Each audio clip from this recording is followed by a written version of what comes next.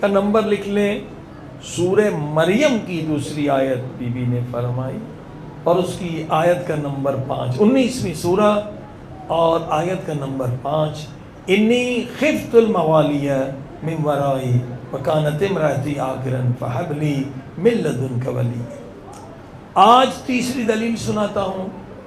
یہ آیت بھی الحمدللہ، کئی آیتیں ہیں جو فلق کے بارے میں ہیں، اور ان میں سے اکثر آیتوں کی تلاوت پاک بی بی نے دربار میں کی ہے۔ صلوات پڑھتے ہیں محمد و آل محمد۔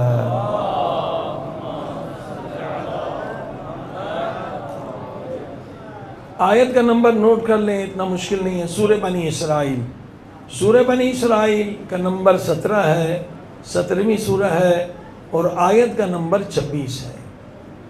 وَآتِ ذَا الْقُرْبَى حَقَّهُ وَالْمِسْكِينَ وَابْنَ السَّبِيلِ۔ یہ قرآن کی آیت ہے جہاں پر اللہ پاک حکم دے رہا ہے پیارے پاک نبی کو کہ آپ ذل قربا کا حق ادا کریں، مسکین کا بھی حق ادا کریں۔ اب یہ تفسیر مظہری اہل سنت کی تفسیر ہے۔ اس آیت کے بارے میں کیا لکھتے ہیں یہ عالم دین کہ جب یہ آیت نازل ہوئی وَآتِ ذَا الْقُرْبَى حَقَّهُ، کہ ذل قربا کا حق ادا کریں، تو رسول خدا نے حضرت فاطمہ زہرا سلام اللہ علیہا کو بلایا اور ان کو فدق دے دیا۔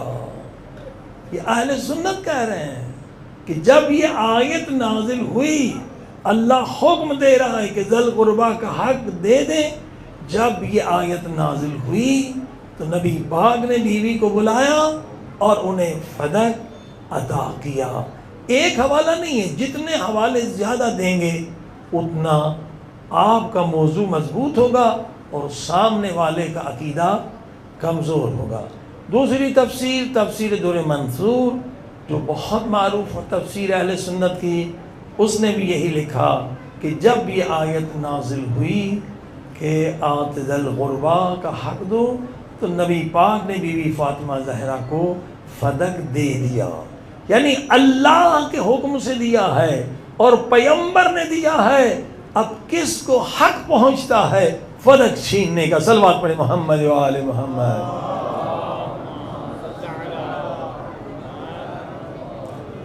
تفسیر ابن کثیر، حالانکہ یہ مفسر بہت تعصب رکھتا ہے شیعوں سے، مگر اس نے بھی اس حقیقت کو مانا ہے کہ جب یہ آیت نازل ہوئی تو نبی پاک نے فدق اپنی بیٹی فاطمہ زہرا کو عطا فرمایا۔ صلوات پڑھی محمد و آل محمد۔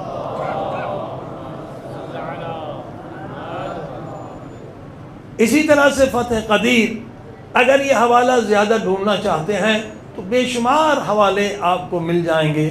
اگر شاملہ سی ڈی آپ کے پاس موجود ہے اور یہ آیت لکھیں گے تو اس سے بہت زیادہ حوالے زیادہ آپ کو مل جائیں گے۔ اس آیت کے بارے میں اہل سنت بھی لکھتے ہیں، شیعہ بھی لکھتے ہیں کہ جب یہ آیت نازل ہوئی تو نبی پاک نے فدق جو ہے پاک بیوی کو عطا کر دیا۔ تو اب کسی کو کیا حق پہنچتا ہے کہ جو اللہ کے حکم سے دی گئی چیز ہے اور پیغمبر نے دی ہے اور آیت بھی موجود ہے، اور وہ یہ کہہ رہے ہیں کہ میں نے نبی سے سنا ہے کہ ہم نبیوں کے وارث نہیں ہوتے۔ صلوات پڑھی محمد و آل محمد۔